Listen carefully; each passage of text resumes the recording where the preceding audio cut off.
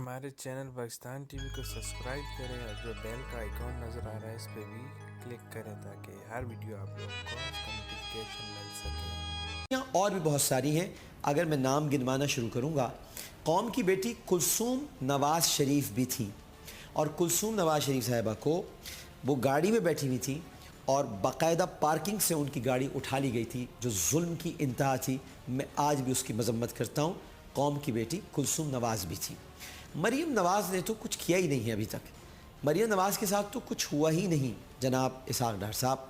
اگر آپ کو تکلیف یہ ہے، جو کہ مائزہ حمید صاحبہ کو بھی ہے، کہ JIT نام محرموں پر مشتمل ایک گروہ ہے جس کے سامنے مریم نواز شریف صاحبہ پیش ہونے جا رہی ہیں، تو میں آپ کی یادداشت کی واپسی کے لیے بادامی تصاویر آپ کو دکھانا چاہتا ہوں، کیونکہ بادامی تصاویر اس لیے کہہ رہا ہوں، اس سے وسیم بادامی صاحب بالکل بھی تکلیف میں نہ آئیں۔ بادام سے مراد یہاں پر یہ کہ اپنی یادداشت تیز کرنے کے لیے یہ تصویر آپ دیکھیے گا، اسکرین پر آ رہی ہے۔ یہ کیا سارے محرم ہیں، یا یہ ساری خواتین کوٹ پینٹ کے بیٹھی ہوئی ہیں، یا انہوں نے مونچھیں اگا لی ہیں خواتین نے؟ یہ کون ہیں؟ عورتیں تو نہیں ہو سکتی ہیں۔ یہ سارے نامحرم ہیں، اور اس اجلاس کی صدارت کر رہی ہیں محترمہ مریم نواز شریف صاحبہ، جو کہ قوم کی بیٹی ہیں بقول آپ کے۔ ایک اور تصویر دیکھ لیجئے، اس میں بھی محترمہ مریم نواز شریف صاحبہ ایک اجلاس کی صدارت کر رہی ہیں، اور اس اجلاس میں تمام نام محرم تشریف فرما ہیں، اور ان نامحرموں کے درمیان بیٹھ کر مریم نواز شریف صاحبہ اجلاس کی صدارت کرتی ہیں۔ تو اجلاس کی صدارت جب کرنا ہو تو کوئی نامحرم نہیں ہوتا۔ JIT میں تو سب نامحرم ہو جاتے ہیں۔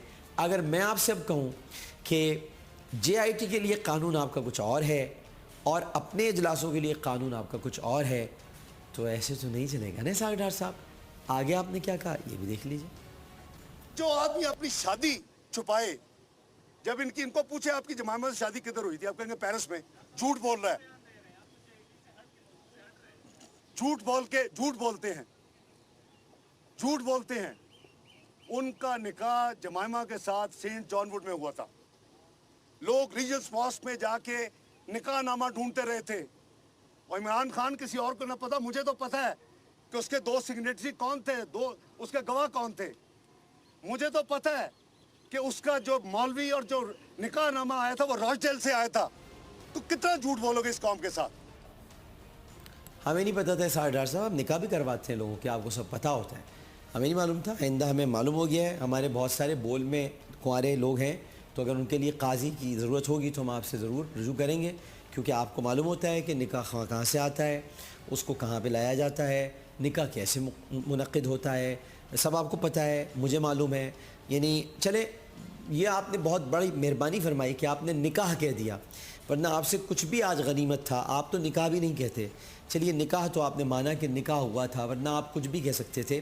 لیکن میں آپ کی صلاحیتوں پر آج ماشاءاللہ مجھے بہت خوشی ہو رہی ہے کہ صرف آپ اس ملک کے وزیر خزانہ ہی نہیں ہیں، بلکہ آپ کبھی بھی کسی کا بھی نکاح پڑھوا سکتے ہیں، اور آپ کو سب پتہ ہوتا ہے کہ نکاح خواہ کہاں ملے گا، قاضی کدھر دستیاب ہوگا، نکاح کے پیپرز کیسے مل سکتے ہیں، گواہان وہ بھی آپ لا سکتے ہیں۔